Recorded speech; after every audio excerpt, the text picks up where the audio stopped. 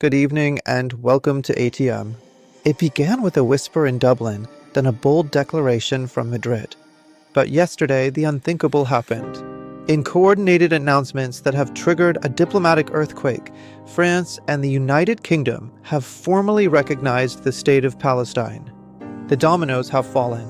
Decades of carefully constructed Western policy have been shattered in a single day, marking a profound shift in international relations. Washington is stunned. Tel Aviv is furious. The world is scrambling to understand the motive behind the sudden, shocking reversal. Was this a genuine moral awakening, a cynical act of political face-saving after a brutal summer of conflict, or something far more calculated? A secret, strategic pivot in the great game for global influence, leaving the US and Israel dangerously isolated?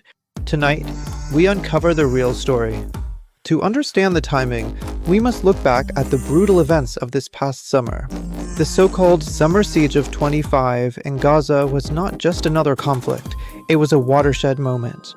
The sheer scale of the humanitarian crisis, broadcast live on social media, ignited a firestorm of global protest, reaching every corner of the world.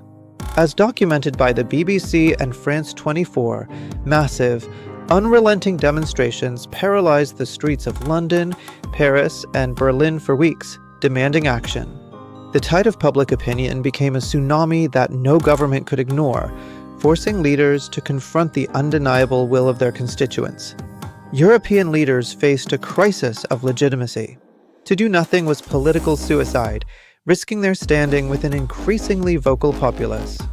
So, the official narrative is one of moral reckoning, a response to the undeniable will of the people, driven by humanitarian concerns. This is the story they want you to believe.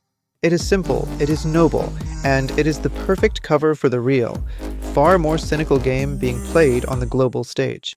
But what if this wave of empathy was just a convenient excuse for a cold, hard, strategic calculation, a move to secure future influence? As we've discussed on this show, a new global order is emerging. The BRICS Plus bloc and the Global South are challenging Western dominance, reshaping alliances. European powers, watching their influence wane, realized they were being left behind, seen as mere extensions of Washington, losing their independent voice. Recognizing Palestine is the most powerful signal Europe could send. It is a declaration of strategic independence from the United States, a bold statement. It's a calculated move to regain credibility and influence with the Arab world and the entire Global South, which has long championed the Palestinian cause. Just last month, a major French trade delegation visited the GCC, a move now seen in a completely new light, revealing deeper intentions. This isn't about morality, it's about relevance. It's Europe buying a ticket to sit at the new, multipolar world table, asserting its own agenda. And the fallout from this pivot is immediate and brutal. For Israel, this is a strategic nightmare undermining decades of diplomatic efforts. For decades, its diplomacy was built on the bedrock of a unified Western front. That bedrock has just shattered, leaving it exposed. Israel now faces a Europe that is no longer in lockstep, dramatically increasing its diplomatic isolation on the international stage. For the United States, it is a humiliating blow.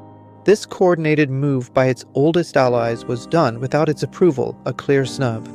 Washington is now sidelined, forced into an impossible position: either follow Europe, infuriating Israel and powerful domestic lobbies, or stand alone with Israel against a tidal wave of global consensus.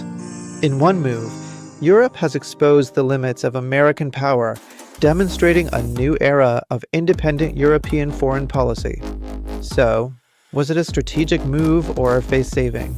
The truth is, it was both, intertwined in a complex geopolitical dance. It was a strategic move wrapped in the moral necessity of face-saving, a clever maneuver to achieve multiple objectives. The humanitarian crisis of the summer provided the perfect opportunity for Europe to do what it has wanted to do for years: reclaim its own voice on the world stage. The dominoes have fallen. The old consensus on the Middle East is dead, irrevocably altered by these recent events. And with it, The era of a single, unified West may have died as well, ushering in a new multipolar reality. The question now is, what comes next? The geopolitical landscape has been fundamentally reshaped, and the implications are vast. Thank you for joining me on ATM. I'll see you tomorrow for more in-depth analysis of global events.